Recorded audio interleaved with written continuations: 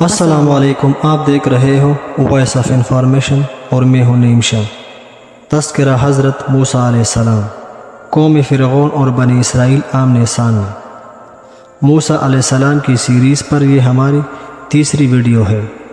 صبح صبح کے وقت ان لوگوں نے بنی اسرائیل کو پا لیا۔ فریقین نے جب ایک دوسرے کو دیکھا تو اصحاب موسیٰ علیہ السلام پکار اٹھے کہ اے موسیٰ، اب تو ہم پا لیے گئے۔ اور یہ اس وقت کی بات ہے جب بنی اسرائیل دریا کے کنارے پہنچ گئی تھی اور فرعون ابھی پیچھے تھے۔ اس کے سوا کوئی صورت نہ تھی کہ فریقین کی آپس میں جنگ ہو۔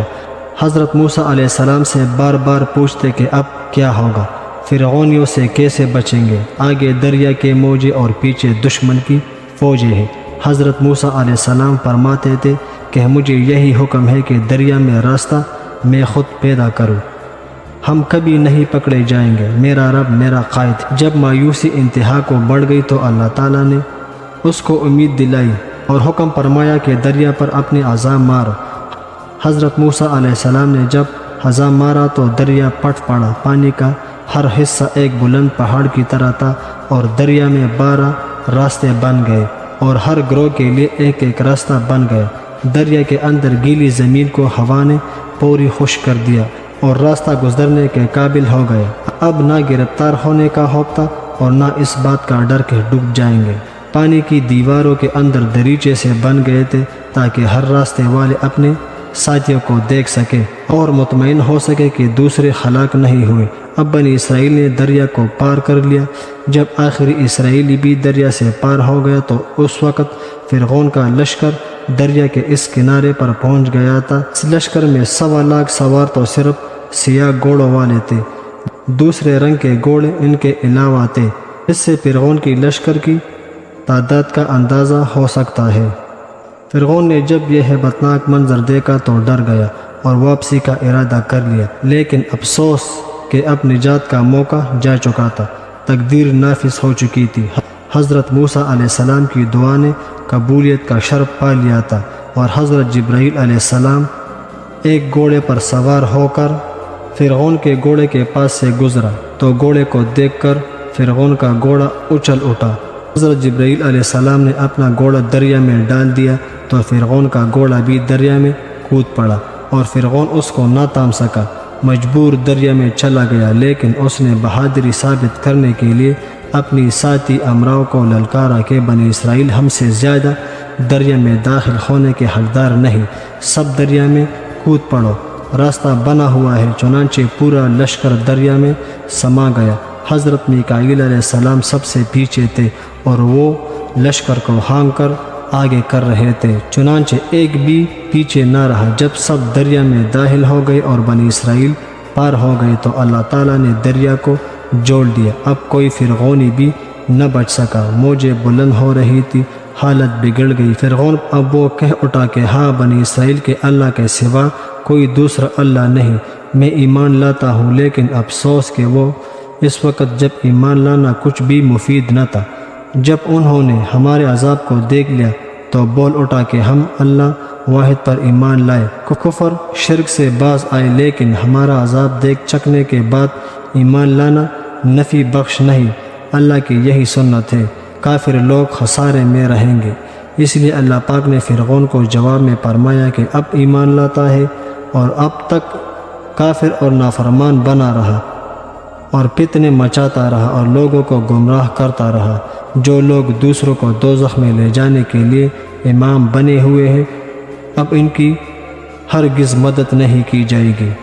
حضرت ابن عمر رضی اللہ تعالیٰ عنہ فرماتے ہیں کہ مصر کا دریا نیل مشرق اور مغرب کے دریاؤں کا سردار تھا اور سب نہریں اس کے ماتحت تھے۔ جب ان کی روانی اللہ کو منظور ہوتی تو تمام نہروں کو اس میں پانی پہنچانے کا حکم ہوتا، جہاں تک رب کی منظوری ہوتا اس میں پانی آ جاتا۔ پھر اللہ تعالیٰ اور نہروں کو روک دیتا اور حکم دیتا کہ اپنی اپنی جگہ چلے جاؤ۔ ان فرعونیوں کے یہ باغات دریا نیل کے دونوں کناروں پر تھے۔ رسوان سے رشد تک اس کا سلسلہ تھا۔ اس کی 6 خلیجیں تھیں، خلیج اسکندریہ، خلیج دماتیہ، خلیج سردوس، خلیج انف، خلیج بنوم اور خلیج منتہی۔ تمام باغات، نہریں، کھیتیاں، مکانات اور بیٹکے سب چھوڑ کر پناہ ہو گئے۔ اس واقعے کو اللہ تعالیٰ نے اس طرح بیان فرمایا ہے۔ سورہ یونس میں اللہ تعالیٰ ارشاد فرماتا ہے، ترجمہ: اور ہم نے بنی اسرائیل کو سمندر پار کر دیا تو فرعون اور اس کے لشکر نے ان کا پیچھا کیا سرکشی اور زیادتی کی غرض سے، یہاں تک کہ جب فرعون ڈوبنے لگا تو اس نے کہا کہ میں ایمان لایا کہ کوئی معبود نہیں مگر وہ جس پر بنی اسرائیل ایمان لائے، اور میں فرمان برداروں میں سے ہوں۔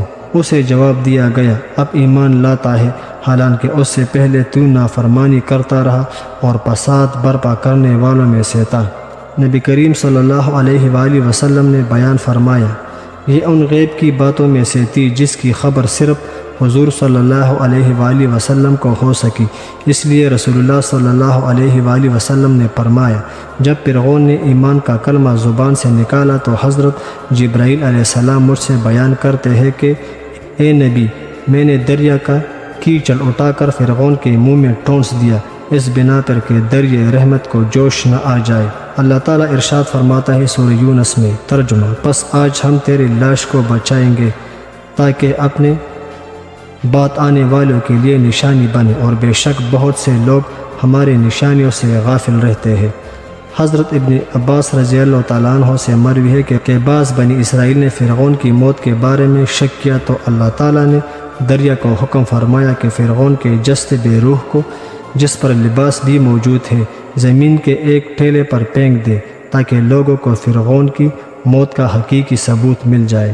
کہتے ہیں کہ یہ ہلاکت یوم عاشور کو ہوئی تھی۔ حضور نبی کریم صلی اللہ علیہ وآلہ وسلم جب مدینہ تشریف لائے تو ان دنوں یہودی عاشور کے دن کا روزہ رکھا کرتے تھے۔ پوچھا کہ اس دن روزہ کیوں رکھتے ہو؟ تو انہوں نے جواب دیا کہ اس دن حضرت موسیٰ علیہ السلام فرعون پر غالب آئے تھے۔ تو حضور صلی اللہ علیہ وآلہ وسلم نے فرمایا کہ اے میرے امت کے لوگوں، تم اس دن روزہ رکھنے کے یہودیوں سے زیادہ مستحق ہو، اس لیے عاشور کا روزہ رکھا کرو۔ یہ ہمارے حضرت موسیٰ علیہ السلام کے تذکرے کے بارے میں اس سیریز کی تیسری ویڈیو تھی۔ اگر آپ کو یہ ویڈیو اچھی لگی ہو تو پلیز چینل کو سبسکرائب کریں اور بیل کے آئیکن کو ضرور پریس کریں، کیونکہ اس طرح کی خوبصورت اور معلوماتی ویڈیو کی نوٹیفیکیشن آپ دوستوں کو ملتی رہے۔ ایک لائک، ایک سبسکرائبر سے آپ دوستوں کا کچھ نہیں جائے گا، مگر ہمارا بہت حوصلہ بڑھے گا اور ہم اور بھی محنت سے کام کریں گے۔ شکریہ، ملتے ہیں ایک دوسری ویڈیو کے ساتھ۔ والسلام۔